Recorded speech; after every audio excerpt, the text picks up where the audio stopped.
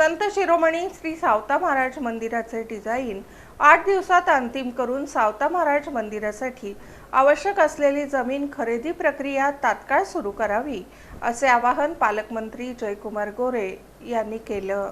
अरण येथील संत शिरोमणी श्री सावता महाराज यांच्या स्मारकासाठी राज्य शासनाने 150 कोटींचा निधी मंजूर केला असून त्यातील 89 कोटींच्या निधीला प्रशासकीय मान्यता प्राप्त झालेली आहे।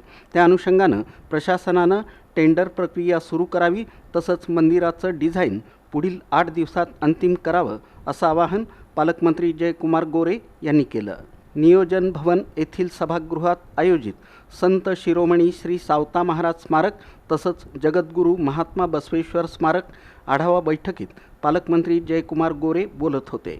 यावेळी जिल्हा परिषदेचे अध्यक्ष दीपक वैद्य, आमदार सचिन कल्याण शेट्टी, आमदार समाधान आवताडे, जिल्हाधिकारी कार्तिकेयन एस, मुख्य कार्यकारी अधिकारी कुशल जैन, अतिरिक्त मुख्य कार्यकारी अधिकारी संदीप कोहिनकर, सहाय्यक जिल्हा नियोजन अधिकारी श्रीकांत कुंटला, निवासी उपजिल्हाधिकारी अभिजित पाटील, माढा प्रांताधिकारी जयश्री आव्हाड, मंगळवेढा प्रांताधिकारी अमित माळी यांच्यासह अन्य अधिकारी उपस्थित होते। पालकमंत्री जयकुमार गोरे पुढे बोलताना म्हणाले की संत शिरोमणी श्री सावता महाराज मंदिरासाठी आवश्यक असलेल्या जागा खरेदीला शासनाकडून 10 कोटींचा निधी प्राप्त झालेला आहे। त्या अनुषंगाने प्रशासनाने जागा खरेदीची कार्यवाही तात्काळ सुरू करावी, त्यानंतर अनुषंगिक कामाची टेंडर प्रक्रिया करावी।